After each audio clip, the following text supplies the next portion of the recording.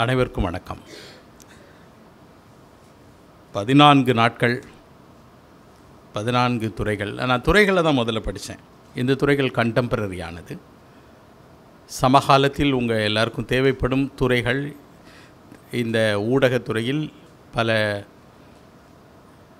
பல்வேறு பிரிவுகளை அதில் உள்ளவர்களை கூப்பிட்டு உங்களை போன்ற ஆர்வமுள்ள மாணவர்களுக்கு அறிமுகப்படுத்துவது ஒரு பெரிய வேலை. தொடர்ந்து அதை திரு மனுஷ்யபுத்திரன் அவர்கள் செய்திருக்கிறார்கள். நாங்கள் உண்மையிலே எப்போதுமே யோசிப்போம், இதிலேருந்து ஒரு 10 ரத்தினங்கள் கிடைத்தால் போதும் எங்களுக்கு. நாங்கள் எப்போதும் ஆள் எடுக்கும்போதே ஒரு 100 பேர் எடுத்தால் 10 ரத்தினம் தமிழ்நாட்டுக்கு கிடைச்சா போதும் அதில்.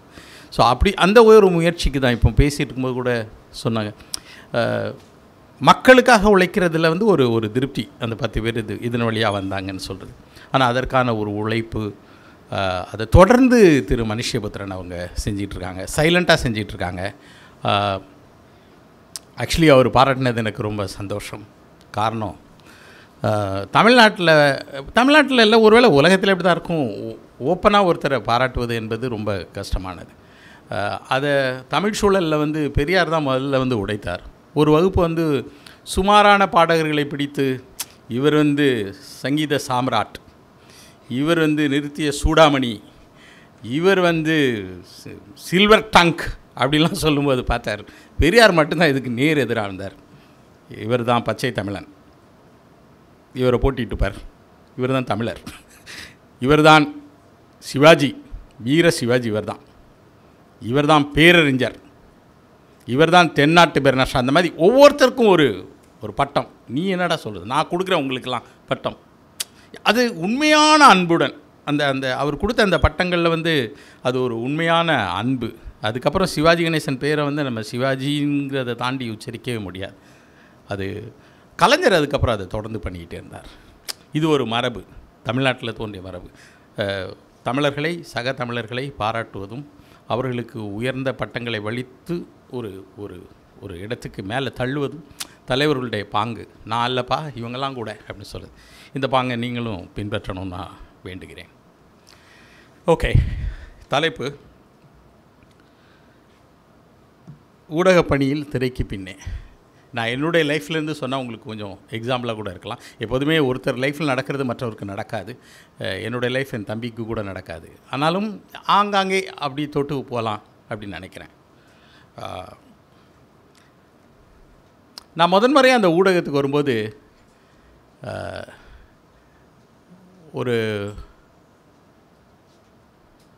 ஒருத்தர் என்னை பார்த்து ஒன்று சொன்னார். நான் அப்போ பாட்டா ஷூ போட்டிருந்தேன். அவர் பேர் ராம்ஜி, என்னுடைய மென்டார். அவர் சொன்னார், என்ன பாட்டா ஷூ போட்டிருக்கீங்க, ஸோ அவுடேட்டட். எனக்கு பக்குனாயிடுச்சு. பாட்டா ஷூ போட்டிருந்தா அவுடேட்டடா? அவர் தான் சொன்னார், நீங்கள் ரெட் டேப் போடணும் அப்படின்னு சொன்னார். நீங்கள் ரெட் டேப் போடணும்னு சொல்லி எனக்கு அது ஆச்சரியம். ஷூ போடுறது, he says shoe makes man. Shoe போடுவதே ஒரு வளர்ந்த அடையாளம். எனக்கு அது ரொம்ப ஷாக். அது எவ்வளோ சென்சிட்டிவானது தெரியுமா? அதில் ஒரு சின்ன உள்ள ஒரு சிறு ஒரு மண் துகள் இருந்தால் கூட உங்கள் கால் அன்னைக்கு அந்த டே சாப்பிட்டுடும். It disturbs such a minute one. அது ஒரு இன்ஜினியரிங். நீங்கள் அதை அணிய அது ஒரு இன்ஜினியரிங். ஷூ அணிவது ஷூவுக்கு ஒரு பெரிய இன்ஜினியரிங் ஒர்க் மாதிரி இருக்கும். சில ஷூ போட்டு போது கொஞ்ச நாளில் பிடிக்காது. உங்கள் காலுக்கு அந்த இன்ஜினியரிங் ஃபிட் ஆகலை. ஆனால் அதுக்கப்புறம் தான் தெரிஞ்சுது, அவர் என்னுடைய ஷூவை சொல்லலை, எல்லா விஷயத்திலும் நான் மாடர்னாக இருக்கணும்னு சொல்லியிருக்கிறார். இட்ஸ் நாட் மை ஷூங்கிறது வேறு, அது இட் மேக்ஸ் மேன்கிறது ஒரு உலக வார்த்தை. நீ என்ன அவுடேட்டடில் நின்றுட்ட, இன்னும் பாட்டில் நின்றுட்ட, நீ ஏன் ரெட் டேப்புக்கு வரல அப்படின்னு சொல்கிறது நீ ஏன் நவீனமாகலை, என்னுடைய சிந்தனையே இன்னும் நவீனமாக இல்லை அப்படின்னு சொல்கிறது. அது first time I shocked. And அவர்கிட்ட ஒரு குணம் உண்டு. நாங்கள்லாம் அப்போ படிச்சுட்டு வந்திருக்கும்போது ஒரு தீவிரமான ஒரு எண்ணம் இருக்கும். இந்த பிரச்சனைக்கு நல்ல கண்ணையா அவர்களை கூப்பிட வேண்டும், இந்த பிரச்சனைக்கு இந்த மாதிரி ஒரு தலைவரையோ ஒரு ஆக்டிவிஸ்டையோ நாங்கள் ப்ரப்போஸ் பண்ணிக்கிட்டே இருப்போம். அவர் எல்லாத்தையும் அப்படி பார்த்துட்டு சிரிச்சிட்டு அவர் ஒரு புது ஆளை சொல்லுவார். இப்படி ஒருத்தங்க இருக்காங்க, ஒரு பெண் activist, she resides at Rajapalayam, நீங்கள் அவங்கள கூப்பிடுங்க அப்படிவார். நாங்கள்லாம் வந்து நல்லக்கண்ணு ஐயா, தியாகு எழுதியிருக்கிறார், நக்கீரன் சார், இந்த மாதிரிலாம் சொல்லிகிட்டு இருக்கும்போது அவர் வந்து திடீர்னு சொல்லார், இந்த ஊரில் இப்படி ஒரு பொண்ணு இப்படி ஒரு ஆக்டிவிசம் பண்ணிகிட்டு இருக்கிறாங்க, இல்லை இப்படி ஒரு செயல்பாடு பண்ணிக்கிறேன், அவங்கள கூப்பிடுங்க அப்படிவார். எங்களுக்கு ஆச்சரியமாக இருக்கும்.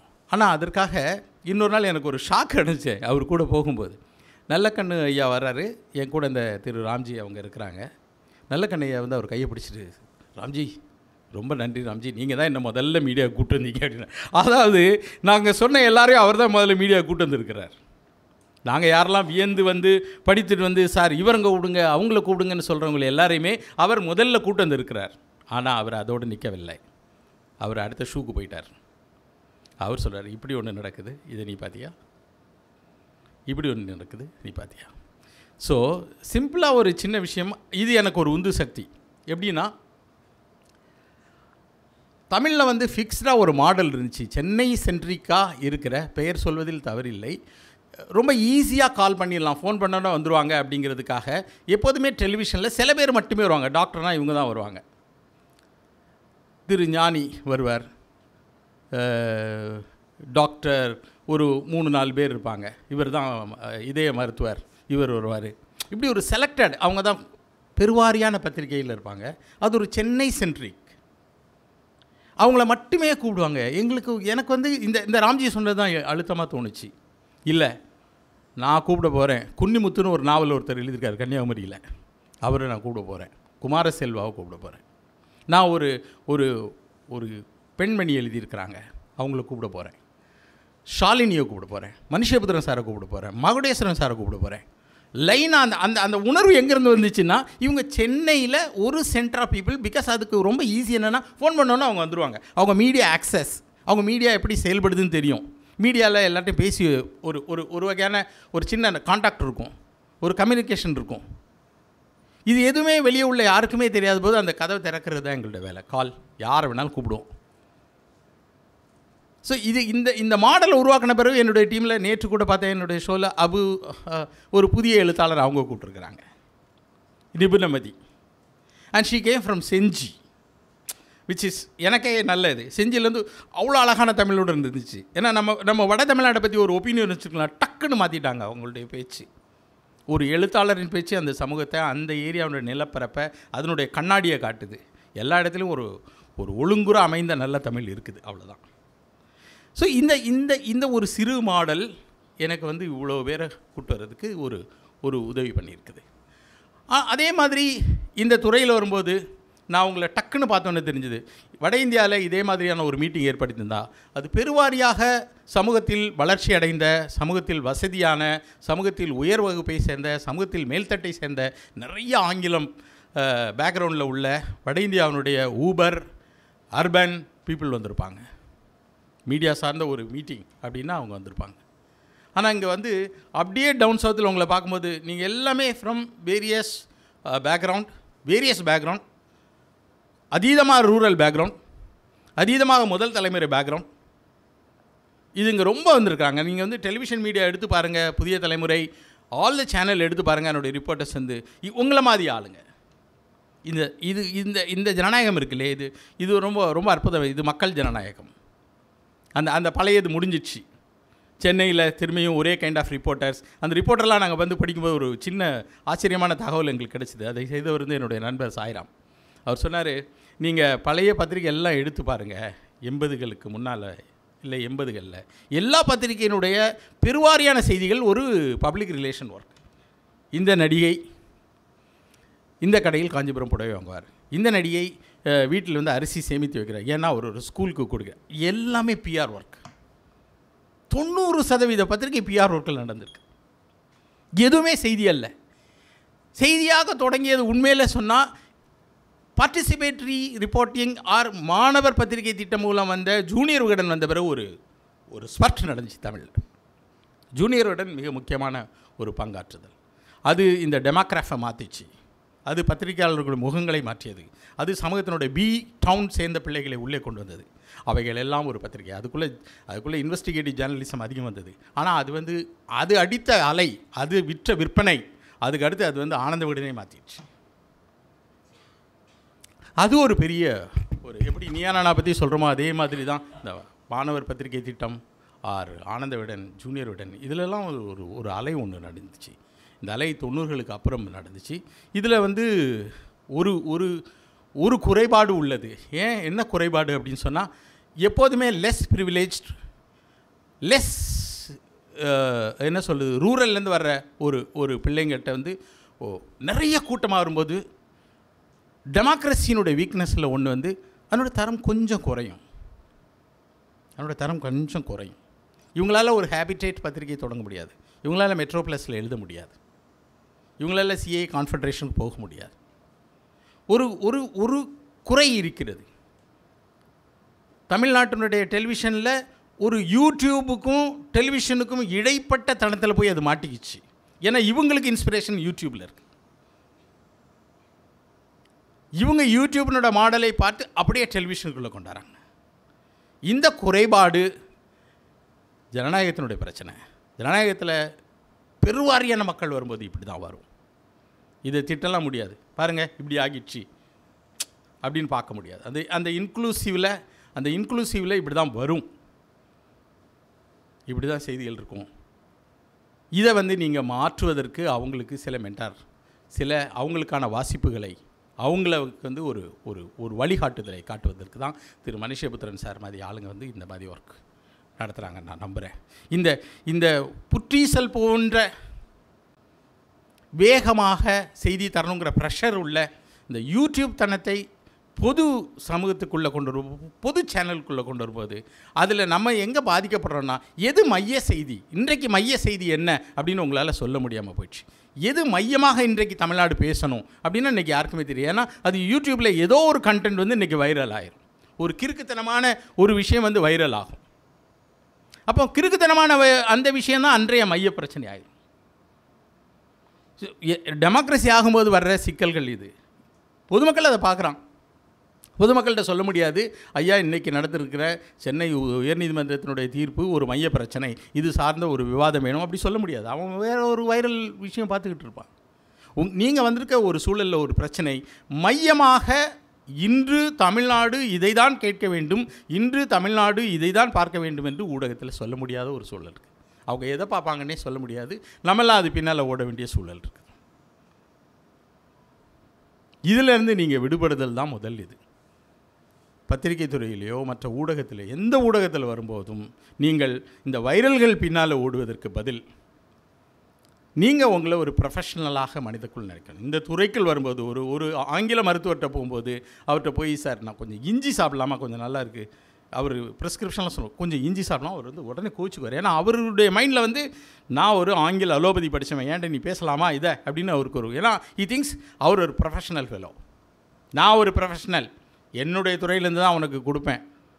நாமளும் அப்படி கேட்க மாட்டோம். ஏன்னா நமக்கே அவர் மேலே டாக்டர்னாலே, ஏன்னா அவங்க தங்களுடைய அந்த டெக்கோரத்தை மிக ஸ்ட்ராங்காக வேணும். நான் ஒரு ஆங்கில மருத்துவத்துறை சார்ந்த இதெல்லாம் நான் நம்ப மாட்டேன் அப்படின்னு சொல்லிடுவாங்க ஸ்ட்ரைட். அதில் இருக்குது ஆப்போசிட்டில், அதெல்லாம் இல்லை. ஆனால் அவங்க துறையில் இருப்பாங்க, பிகாஸ் அவங்க நம்புகிறாங்க நான் ஒரு ப்ரொஃபஷனல் ஃபெலோ. இதுதான் ஒரு ஜேர்னலிசம், இதுதான் ஒரு சினிமா தயாரிப்பாளர், சினிமா இயக்குனர் அல்ல. நான் ஒரு துறை சார்ந்த மனிதன். நான் வைரல் பின்னால் போக மாட்டேன். நான் ஒன்று உனக்கு சொல்ல விரும்புகிறேன். நாங்கள் நீயானால வர்ற டைட்டில் எல்லாமே முதல்ல யோசிக்கிறது வைரலுக்கும் எங்களுக்கும் சம்மந்தம். நாங்கள் சொல்லுது வைரல் உனக்கு, நான் ஏன் உனக்கு சொல்லணும்? நான் என்ன பொதுமக்களா? நான் ரோட்டில் போகிறவனா? நான் சினிமா பார்த்து கை தட்டுறவனா? சினிமா இயக்குனர் வந்து சினிமா பார்க்குற மாதிரி நடிகர்களை பார்த்த உடனே சார் உங்கள் படம் தான் சார் எனக்கு பிடிக்கும் அப்படிலாம் சொல்லக்கூடாது. அவன் சினிமா இயக்குனர். அவன் ஒருத்த முகத்தை பார்த்துன்னு சொல்லி இவனை எனக்கு நடிக்க வைக்கலாம், இல்லை வேண்டாம் அப்படின்னு சொல்லலாம். அவனுக்கு ஒரு பார்வை இருக்கும்ல. மிருனால் சென் சொல்லியிருப்பார், மிதுன் சக்கரவர்த்தியை பார்க்கும்போது காலேஜில் வந்து நான் மிதுன் சக்கரவர்த்தியை பார்த்துட்டு வந்து நடிக்க அனுப்பிச்சேன். ஏன்னா அவன் எல்லா பெண்கள்கிட்டையுமே ரொம்ப ஒரு வலிஞ்சு பேசியிருந்தான்.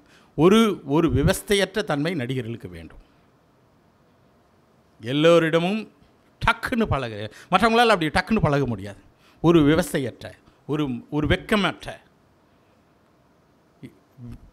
ஒரு கேரக்டர் வேணும். இதுதானே நம்ம பார்க்கணும். நமக்கு அவர் ஒரு நடிகர், அவ்வளோதான். இயக்குனராக நீங்கள் நினச்சிங்க அப்படி தான் பார்க்கணும். நீங்களும் வந்து ஃபேனாக இருக்கக்கூடாது. ஃபேனாக இருந்தீங்கன்னா நீங்கள் யூடியூப்பில் சொல்கிறதெல்லாம் நம்பிக்கிட்டு இருக்கணும். I'm not against that medium. ஆனால் அது வந்து பீப்புள் ஃபோரம்.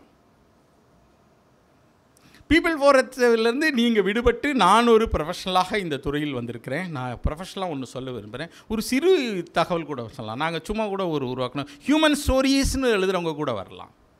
நான் வந்து ஹியூமன் ஸ்டோரிஸ் தான் பதிவு பண்ணுவேன். நான் பாதிக்கப்பட்ட மக்களை பற்றி மட்டுமே எழுதுவேன். நான் ஒரு லைஃப் ஸ்டைலை பற்றி மட்டுமே எழுதுவேன். இப்போ என்ன ஸ்பெஷலைஸ்ட் ரொம்ப வந்துட்டு இருக்குது. நான் வந்து ரொம்ப அழகியல் சார்ந்த பெண்கள் வாங்க வேண்டிய பொருள் மட்டும் சென்னையில் என்ன கடையெல்லாம் இருக்குதுன்னு எழுதுவேன். அதில் ஒரு நேர்மை உங்கள்கிட்ட இருக்கணும். நீங்கள் உண்மையிலே ஏஸ்தட்டிக் பற்றி தெரிஞ்சிருக்கணும். இல்லை உங்களுக்கு உண்மையிலே வந்து அதில் வந்து நீங்கள் இன்னொருத்தருக்கான பிராண்டாகவோ அதை பயன்படுத்தவோ கூடாது. அவ்வளோதான். நீங்கள் ஒரு அடிப்படை அறம் இந்த துறையில் இருக்குது. இந்த துறையை பற்றி எப்போதுமே ஊடகம் சார்ந்த நான் வந்து சினிமா, டெலிவிஷன் எல்லாத்துலேயும் நான் பார்த்த ஒன்று, இதனோட மைய வெற்றியில், இதனோட மைய தரப்பில் அதிகபட்ச நேர்மை உள்ளது. மைய தரப்பில் அதிகபட்ச நேர்மை உள்ளது. வெளியெல்லாம் சொல்லுவாங்க செக்கு வராது, ஏமாற்றுவாங்க. இந்த துறை அதிகபட்ச நேர்மையுடன் உடையது. அதுக்கு என்ன காரணம் அப்படின்னு சொன்னால், இதனோட யூனியன் வந்து ரொம்ப ஸ்ட்ராங்கானது. ஒரு பேமெண்ட் தராமல் நீங்கள் படத்தை ரிலீஸ் பண்ண முடியாது. நீங்கள் வேணால் ரிஸ்க் எடுத்துக்கலாம் சார், அப்புறம் தாரேன் அப்படின்னு சொல்லி அவரை கன்வின்ஸ் பண்ணி படத்தை ரிலீஸ் பண்ணலாம். ஆனால் அந்த 24 யூனியனும் உங்களுக்கு கையெழுத்து போட்டு தந்து பேமெண்ட் செட்டில்டு அப்படின்னு சொன்னால் தான் உங்கள் படத்தை ரிலீஸ் பண்ண முடியும். எனக்கு செக்கு கொடுத்தாங்க, அதெல்லாம் இங்கே நடக்காது. நீங்கள் இந்த திரைத்துறையின் வெளியே அதன் ஓரத்தில் நடக்கும் விளிம்பு நிலையில் உள்ள திரைப்படங்களில் சேர்ந்து இருக்கலாம். ஆனால் மையத்தில் அப்படி பண்ணவே முடியாது. ஏன்னா மையமான ஒரு வணிகம் 1000 கோடிகள் புரளும் ஒரு வணிகத்தில் நேர்மை இருந்தால் மட்டும்தான் அது புரளும். அந்த இயக்குனர், அந்த மாதிரி தயாரிப்பாளர்கள், அவங்களுடைய ஒரு நேர்மையின் அடிப்படையில். நான் வெற்றியாளர் இந்த ஊடகத்துறையில் என்னை சுற்றி எனக்கு மேலே உள்ள நிறைய பேரை பார்த்துருக்கேன். அவங்களோட அடிப்படையில் கடுமையான நேர்மையை பார்த்துருக்கேன். வெற்றியாளர் எல்லாத்தையுமே இந்த துறையில் நான் பார்த்துருக்கேன். அது நக்கீரன் சாரை கூட இருக்கலாம். சும்மா ஒரு இதுக்கு சொல்லலாம். அவருடைய துறை வந்து ஆக்சுவலி அவர் வந்து ஒரு லே அவுட் அந்த மாதிரி ஏரியாவில் இருந்தார். அதுலேருந்து இதுக்கு வரணும் அப்படின்னு சொன்னால் ஒரு கடும் முயற்சி, தனி மனிதராக.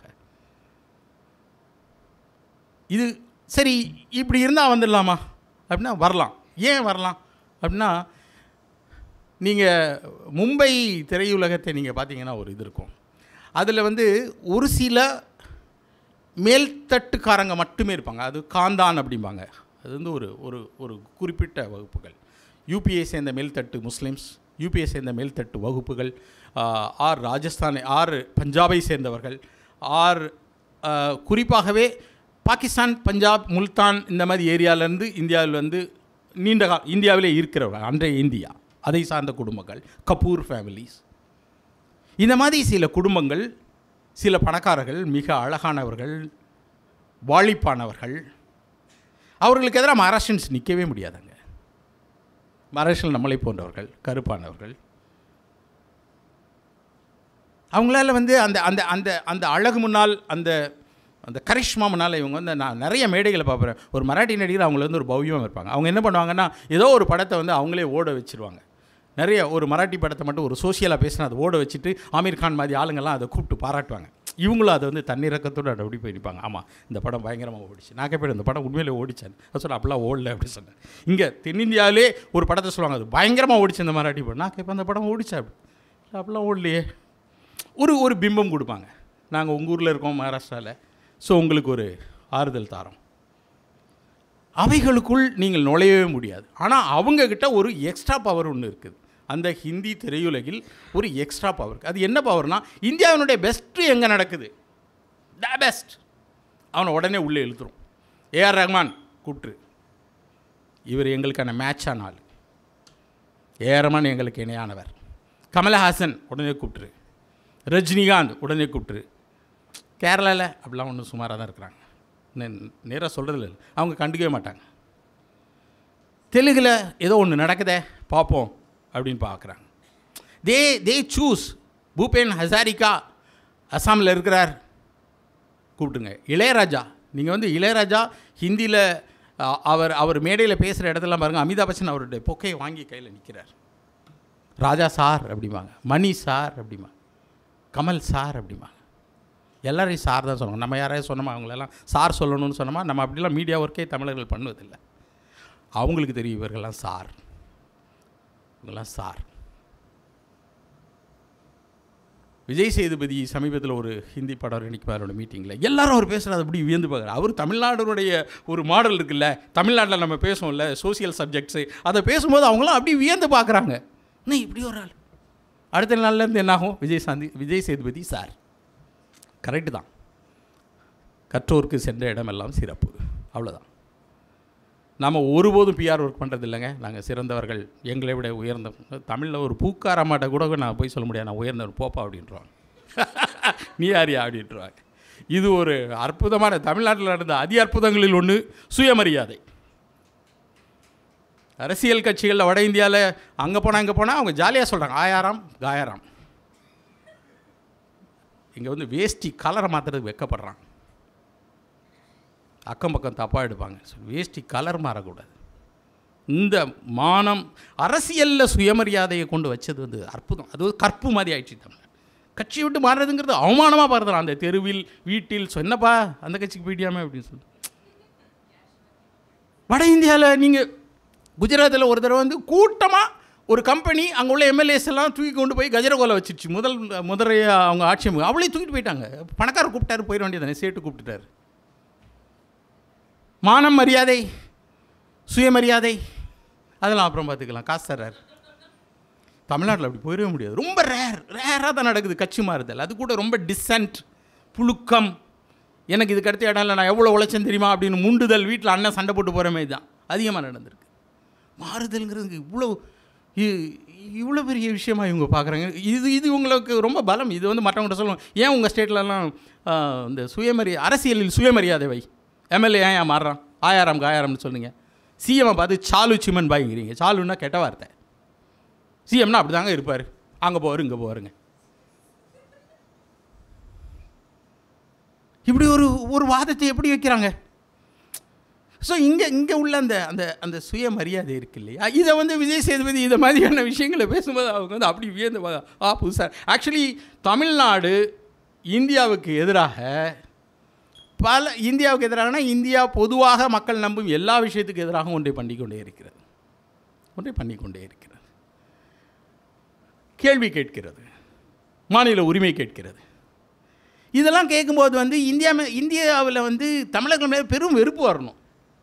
என்ன இவனுங்க எப்போ பார்த்தாலும் நம்மெல்லாம் சேர்ந்து ஒரு பெரிய வளர்ச்சி, எல்லாருமே வளர்ச்சி அப்படிங்கிற ஒரு இதில் வளர்ச்சி தானே முக்கியம் நமக்கு, அப்படி ஓடி இருக்கும்போது இவனுக்கு மட்டும் என்ன தனியாக பேசிக்கிட்டே இருக்கானுங்க, டிஸ்டர்ப் பண்ணிக்கிட்டே இருக்காங்க. ஆனால் நான் எப்போ வட இந்தியா போகும்போதும் அதனுடைய அதிகார வட்டத்தில் அதனுடைய பொதுமக்களிடம் தமிழர்கள் மீது மிகுந்த மரியாதை இருக்குது. தமிழர்கள் மீது கசப்பே இல்லை. தமிழர்கள் நல்லவங்கன்னு நினைக்கிறாங்க அவங்க. அது எப்படி இவங்க ஸ்கோர் பண்ணாங்கன்னு தெரில. தமிழ்ஸ் வந்து அவங்க வெறுப்போடே பார்க்கல. மற்ற ஸ்டேட் இவ்வளோ பண்ணிருந்துச்சுன்னா நம்மளை வந்து அப்படி ஒரு வெறுப்புணர்வுன்னு பார்த்துருப்பாங்க. ஆனால் தமிழர்கள் அவங்க வந்து they are intelligent, they are good people. ஆனால் எங்கேருந்து அதை எடை போடுறாங்கன்னு நான் கவனித்த வரைக்கும் மும்பையிலேயோ இல்லை மற்ற ஊர்லேயோ நான் பார்க்கும்போது அவங்க சக தமிழரை பக்கத்தில் பார்க்குறவங்களாம் நல்ல families, they are good people, they are civilised. எனக்கு தெரிந்த ஒரு பேராசிரியர் சொன்னாங்க, மும்பை, அவங்க வந்து காயஸ்ட், அவங்க வந்து மும்பையினோட ஒரு உயர் கல்லூரி முதல்வர் சொன்னாங்க, எனக்கு ஒரு தமிழ் வீட்டுக்கு போகும்போது இருக்கிற ஃபீல் வந்து வேறு எங்கேயுமே கிடைக்காது. மற்ற எல்லா ப்ரொஃபஸர் வீட்டுக்கும், ஆனால் தமிழ் ப்ரொஃபஸர்ஸ் வீட்டுக்கு போகும்போது அது அவங்க உலகமே ரொம்ப அழகாக இருக்கிறாங்க, அவங்க ஃபேமிலியெலாம் நல்லா இருக்குது அப்படின்னு சொல்லுவாங்க. They are good, they are not more ambitious, they are educated, அது அகாடமிக் பீப்புள், குட் பீப்புள். இவங்கெல்லாம் சேர்த்து நமக்கு நல்ல பேர் எடுத்து வச்சுருக்காங்க. இந்த பேரை வந்து நம்ம தொடர்ந்து காப்பாற்ற வேண்டியது இருக்குது. இது நம்ம செய்வோம் நம்புகிறோம். அதுக்கு சுயமரியாதை ஒரு மையமாக இருக்குன்னு இந்த மரியாதை, இந்த ஹிந்திக்கு வந்து அந்த கண் இருக்குது, இங்கேருந்து எடுத்துக்கலாம். உபேஷ் நசாரி கூப்பிடுங்க பெஸ்ட் அப்படின்னு கூப்பிடுது.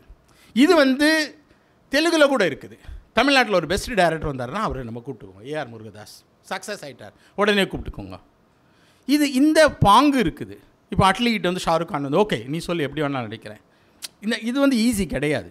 இது தமிழுக்கு கொடுத்து தமிழினுடைய ஒரு சக்ஸஸ், இந்த ஊடகத்துறை ஆர் சினிமாவுடைய சக்ஸஸ்க்கு ஒரு எடுத்துக்காட்டு. கேரளாவில் இவ்வளவு இன்ட்ரெஸ்டிங்காக நம்மளை கூப்பிட்டாங்களான்னு ஒரு கேள்வி நீங்கள் கேட்டுக்கணும். தமிழுடைய பெஸ்ட் பீப்புளை கூப்பிட்டாங்களா அப்படின்னு கேட்டுக்கணும். ஆந்திராவில் கூப்பிடுவாங்க, ஆனால் அவங்க சொல்லுவாங்க தயாரிப்புலாம் நாங்கள் தான், டிஸ்ட்ரிபியூஷன்லாம் நாங்கள் தான், நீங்கள் வரணும், டைரக்ட் பண்ணணும், உங்களை வந்து மரியாதை நடத்தும். தமிழ் ஆளுங்க மாதிரி இன்டெலிஜென்ட்டே கிடையாது. உங்களை வந்து நல்ல ஹோட்டலில் தங்க வைப்பாங்க, உங்களுக்கு எல்லா வசதியும் பண்ணி தருவாங்க. அவங்க வந்து நீங்களாம் அப்படின்னு சொல்லி நம்மளை வியந்து பார்ப்பாங்க, நீங்களாம் இன்டெலிஜென்ட். தமிழ்நாட்டில் சார் என்ன மாதிரி படம் எடுக்கிறீங்க அப்படிமா. ஆனால் நீங்கள் அந்த துறையை வந்து அந்த துறையில் நீங்கள் மிளற முடியாது. அது அவர்கள் ஒரு வகையான கேஸ்டாக கண்ட்ரோல் பண்ணியிருக்காங்க. அங்கே நான் கவனித்தேன், ஆந்திராவில் 2 நிறுவனங்கள் மட்டுமே 3300 பள்ளி நடத்துது. 2 நிறுவனம், ஒரு நிறுவனம் 3300 பள்ளி நடத்துது ஆந்திரா முழுக்க, இன்னொரு நிறுவனம் 3300 பள்ளி. தமிழ்நாட்டில் அது சாத்தியமே இல்லை, சாத்தியமே இல்லை. தமிழ்நாட்டில் நான் நேம் இட், நீங்கள் தமிழ்நாட்டை கூர்ந்து கவனிச்சிக்கிட்டே இருந்தீங்கன்னா, இந்த துறைக்கு வரும்போது கொஞ்சம் கூர்ந்து கவனிக்கணும்.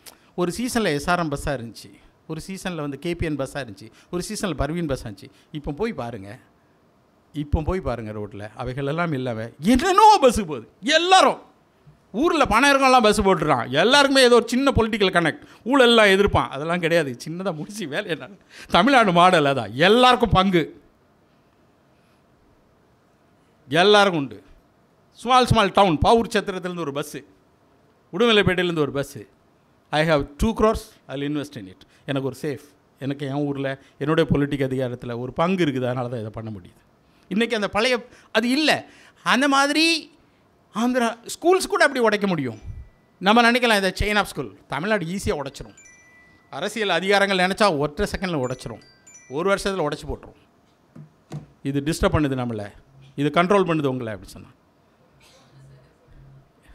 ஸோ ஐ திங்க் ஆந்திராவில் வந்து அந்த மாதிரி ஒரு மாடல் இருக்குது, அதுக்குள்ளே நம்ம பண்ண முடியும். ஆனால் உங்களுக்கெல்லாம் ஏன் நல்லதுன்னு சொல்கிறேன்னா, 2 விஷயம் இருக்கணும் ஒரு சினிமாத்தில். நாங்கள் வந்து when I walked in Bangalore, நான் கவனிப்பேன் அந்த ஊரே வந்து ஒரு ஒழுங்குற அமைந்திருக்கும். அந்த ஊரில் நாங்கள்லாம் வந்து டீ குடிச்சிட்டு நைட்டு ஒரு வாக் போயிட்டு ப்ரோக்ராம் பற்றி பேசிகிட்டு இருந்தால் ஒருத்தங்கம்மா என்னங்க நிற்கிறேன் மேலேருந்து கேட்பார் அப்பார்ட்மெண்ட்டில், ஓ யூ ஆர் ஸ்டாண்டிங் ஹியர் அப்படின்பார். நமக்கே பயமாயிரும். இங்கே அப்போ நாங்கள் எங்கே தான் நின்று டீ குடிக்கிறது? ஏன் அது அந்த மாதிரி ஒரு லைஃபே இல்லை. ஆனால் பாம்பேயில் actually Bombay is a very cosmopolitan city. ஆனால் அப்படி ஒரு லைஃப் அங்கே வச்சுருக்காங்க. அங்கே வந்து ஷாருக்கான் வீட்டு முன்னாலே ஒரு கூட்டமாக நிற்பானு, டோலை கடிச்சிட்டே நிற்பானு யூபிக்காரனு. எல்லாமே சினிமா துறை சேர்ந்தவங்களாம் நிறைய நிற்பாங்க, ட்ரைனிங் புதுசாக வந்தவங்க. அது ஒரு கன்ஜஸ்டடான ஒரு பிளேஸ் பாம்பேக்குள்ளே இருந்துக்கிட்டே இருக்கும். நிறைய இஸ்லாமியர்கள் வாழும் பிளேஸ். அங்கே நிறைய பேர் வந்து யூபியிலேருந்து இந்த சினிமாவை ஆசைட்டு வந்து நிற்பாங்க. ரொம்ப நான் வித்தியாசமானவங்களாம் பார்த்துருக்கேன். ஆணும் பெண்ணும் சேர்ந்து ரூம் எடுத்து தாங்குவாங்க. எல்லோரும் இரவு வந்து அவங்க வந்து டோலக் சத்தம், பாட்டு, டான்ஸு, படத்தை பற்றி சண்டை. ஆனால் அதில் எங்களுக்கு ஒரு சண்டை வரும். நம்ம என்னை வந்து ஒருத்தங்க மடித்தாங்க. அதில் ஐ ஃபீல் அவருடைய தம்பி தான் ஷாருக் கான் அறிமுகப்படுத்தினார். அவர் என்கிட்ட பேசியிருப்போம், உங்கள்கிட்ட எல்லாம் ஒரே ஒரு பிரச்சனை தான் இருக்குது அப்படின்னு சொல்லி. சண்டையில் நாங்கள்லாம் வந்து சினிமாக்காக சண்டை போட்டிருக்கோம். நீங்கள் எப்போ பேசினாலும் இளையராஜா இஸ் த பெஸ்ட் அப்படின்னு சொல்லிடுவீங்க. நீங்கள் எப்போ A R Rahman is the best அப்படின்னு சொல்லுவீங்க. தமிழ் சீட் அவர் சொன்னார், எனக்கு அது கொஞ்சம் எப்போதுமே உரைக்கும். அவர் எப்போ சொன்னோம், கமல்ஹாசன் தாங்க இந்தியாவிலே. நாங்கள் அப்படி எப்போதுமே சொல்கிறது இல்லை சார். அவர் சொன்னார், ஐ ஃபர்காட் இஸ் நேம், அவருடைய பிரதர் தான் ஷாருக் கான் அறிமுகப்படுத்தினார். அவர் சொன்னார், sir Ilaiyaraaja is one of the best music director in India, A R Rahman is one of the best music director in India, P C Sriram is one of the best cameraman in India. அப்படி தாங்க சொல்லணும். நீங்கள் அது என்னென்னா, நம்ம எல்லாருமே ரூரல் பேக்ரவுண்ட்லேருந்து போயிருக்குமா, அவங்களுடைய அந்த அந்த உயர் எத்தனிசிட்டியை பற்றிலாம் எங்களுக்கு ஒப்பீனியனே கிடையாது. ஸ்ட்ரைட்டாக சொல்கிறது, இளையராஜாலாம் தாண்ட முடியாது. அது தெரியுமா, அவருடைய மியூசிக்கல் ஃபிலாசபி தெரியுமா? என்னடா வர்றவெல்லாம் வந்து ஏறி இப்படி பேசுகிறீங்க. அது எனக்கு வந்து ஒரு பாடம். ஓகே, நம்ம ஒரு முக்கியமான ஆள் தான், ஆனால் இவ்வளோ அத்தன்டிசிட்டியெல்லாம் பேசக்கூடாதுங்கிறது எனக்கு அவர் அந்த உரை. ஆனால் தே கேதர் யூ. ஏன்னா அவன் ரொம்ப மேலே இருக்கிறான், மேலே இருக்கிறவனுக்கு ஒரு பாங்கு இருக்குது. அது இந்தியாவில் இப்போ தேவை. நான் எப்போதுமே இந்தியாவில் மேல்தட்டு ப்ரிவிலேஜ் கிளாஸ் அப்படின்னா, இன்றைக்கி நீ ஏழையை பற்றி பேசணும், இன்றைக்கி நீ டெமோக்ரஸியை பற்றி பேசணும். அதனால தான் நேரு பெரிய ஆள். வசதி அடைஞ்ச பிறகு நானும் வளர்ச்சியை பற்றி பேசுகிறது அது என்னுடைய சுய விருப்பம். நான் வளர்ச்சி அடைஞ்சிட்டேன், வளர்ச்சி தாங்க இந்தியா அப்படின்னு சொன்னால் எனக்கு இன்னும் கொஞ்சம் பணம் தேவைப்படுதுறேன் சார். நான் இப்போ சொல்லணும் எங்கள் ஊரில் எவ்வளோ பிரச்சனைகள் இருக்குது. நான் இப்போ சொல்லணும் தமிழ்நாட்டில் வந்து ஒரு பள்ளி கல்விக்கும் ஒரு மருத்துவமனைக்கும் செலவு பண்ணிய பிறகு மக்கள் எவ்வளவு திணறுகிறார்கள் அப்படின்னு சொல்லணும். நான் இப்போ சொல்லணும் இன்றைக்கி இவ்வளோ ஹோட்டலில் இவ்வளோ கூட்டம் இருக்கிறதுக்கு காரணம், உண்மையிலே சொன்னால் எப்போ ரொம்ப ஹோட்டலில் கூட்டம் இருக்குன்னா உடனடி சந்தோஷம் அது மட்டுமே தருது. நிறைய கடன் இருக்குது மக்கள்கிட்ட. உடனடி சந்தோஷம் எது தரும்? நீங்கள் ஒரு வீடு வாங்க முடியாது. உடனடி சந்தோஷம் ஒரு கார் வாங்க முடியாது. உடனடி சந்தோஷம் நீங்கள் நினைக்கிற ஒரு வாழ்க்கை அனுபவம். ஆனால் உடனடி சந்தோஷம் உங்கள் குழந்தைகளுடன் ஒரு ஹோட்டலில் போய் ஒரு 3000 ரூபாய்க்கு சாப்பிடும்போது அன்றைய தினம் நீங்கள் ஒரு பணக்கார வாழ்க்கையை வாழ்கிறீர்கள். ஸோ இதெல்லாம் இப்படி ஒரு பார்வை, இதுதான் சரியான பார்வைன்னு சொல்லலாம். ஆனால் இப்படி ஒரு பார்வை, இப்படி ஒரு ஸ்டடி இருக்குது, எப்போ ரொம்ப சாப்பிடுவோம் அப்படி சொன்னால் அது ஒரு அந்த பார்வையை நீங்களாம் கற்றுக்கணும். எல்லாத்துக்குமே இன்னொரு பார்வை, ஒரு சைக்காலஜி பார்வை, ஒரு ஆந்த்ரோபாலஜி பார்வை, இது எல்லாத்தையுமே பார்த்துக்கணும். நீங்கள் வாழை படத்தில் பார்த்தீங்கன்னா அந்த ஏழ்மையில் அவங்க வீட்டு சட்டி வந்து ரொம்ப பெருசாக இருக்கும் பானை. இன்றைக்கி நம்ம வீட்டில், என்னோடய வீட்டில் பார்த்து சின்ன ஸ்டீல் குண்டானில் பண்ணுறாங்க, நாங்கள் 5 பேர் சாப்பிட்றது. எனக்கு ஆச்சரியமாக இருக்கும். அப்போல்லாம் அவ்வளோ பெரிய பாத்திரம். ஏன்னா பசியில் பீப்புள் பெரிய பாத்திரத்தை விரும்புகிறாங்க. இதை பற்றி தமிழில் நீயா நானல உமாமோகன் மறைந்த உமாமோகன் அவங்க பேசினாங்க. அவங்க அந்த குண்டானை பார்த்து சொன்னாங்க, நம்ம வீட்டில் இவ்வளோ பெரிய பாத்திரத்துலையா சாப்பிட்டோம் அப்படின்னு அவங்க சொன்னாங்க. எனக்கு வாழைப்படம் பார்க்கும்போது அதுதான் தோணுச்சு, அவ்வளோ பெரிய பாத்திரம் தான் தேவைப்படும். வீட்டில் 2-3 பேர் தான் இருப்பாங்க. பசி மனிதனை அதிக சாப்பிடும். இன்றைக்கி அண்ணா நகரில் கூட்டமாக இருக்குதுன்னா எங்கேயோ இருவராக வாழும் அப்பார்ட்மெண்ட்டில் வாழும் இவர்களுக்கு ஒரு ஏக்கம் இருக்கிறது. அந்த ஏக்கம் இந்த உணவு வழியாக தீர்த்து கொள்கிறார்கள். அப்படியே நீங்கள் பார்க்க வேண்டியது இருக்குது. ஸோ இந்த ஏற்றுக்கொள்ளும் இந்த மேல்தட்டு நான் சொல்கிறது வந்து ப்ரிவிலேஜ் கிளாஸ் தான். இவங்களை பற்றிலாம் பேசணும். மக்களுக்கு இந்த பிரச்சனை இருக்குதுப்பான்னு சொல்லணும். நம்ம வந்து அந்த கூட்டத்தில் நசுங்கிட்டு இருக்க மக்களால் அதை சொல்ல முடியாது. இன்றைக்கி யார் உயர்ந்தவர், இன்றைக்கி யார் ப்ரிவிலேஜ், இன்றைக்கி யார் மேல்தட்டு அப்படின்னா who speaks for the poor. ஏழைகளை மறந்து விடாதே அப்படின்னு அவன் சொல்கிறான்னா அவன் வந்து மேல்தட்டு, அவன் தான் உயர்ந்தவன், அவன் தான் நேரு, அவன் தான் காந்தி, அவன் தான் அதிக பணம் வச்சுட்டு அதெல்லாம் விட்டுட்டு வெளியே வந்த பெரியார். அது இல்லாதவன் எல்லாம் சாதாரண ஆள் எல்லாமே பேசியிருப்பான் வளர்ச்சியை நோக்கி. அவன் பேச தான் செய்வான், வளர்ச்சின்னு தான் சொல்லுவான். That's different. But my point is, இங்கே ஹிந்தி எப்படி ஏற்றுக்கொள்ளுதோ அதுமாதிரி தமிழில் ஒன்று இருக்குது. எல்லா வகுப்பும் வடபழனியில் எடுப்பாங்க, நீங்கள் பார்க்கலாம். வலசரவாக்கத்தில் வகுப்பு கிளாஸ் தாண்டிய கூட்டம், எல்லோரும் உட்காந்துட்டு வந்து என்கிட்ட ஒரு ப்ராஜெக்ட் இருக்குது 11 கோடி அப்படிமா டீ கடையில் இருந்துக்கிட்டு நிறைய ரூம். நாங்களாம் இருந்த இடம் வந்து கோடம்பாக்கத்தில் ரயில்வே ஸ்டேஷனில் உட்காந்துருப்போம் ஒரு கூட்டம், டிஎஃப்டிக்கு ஏத்தாப்பில் ஒரு கூட்டமாக உட்காந்துருப்போம். அப்புறம் வந்து வடபழனியில் வந்து அடையாறு அந்த பஸ் ஸ்டாண்டை ஒட்டி ஒரு சின்ன ஸ்வீட் கடை உண்டு, அது முன்னால் ஒரு கூட்டம். எங்களுக்கு எல்லா ஏரியாவும் தெரியும், யார் எங்கெங்கே நிற்பாங்கன்னு சொல்லி. திருமுருகன் கூட்டம் எங்கே நிற்கும், கற்றத்தமிழ் ராம் கூட்டம் எங்கே நிற்கும்.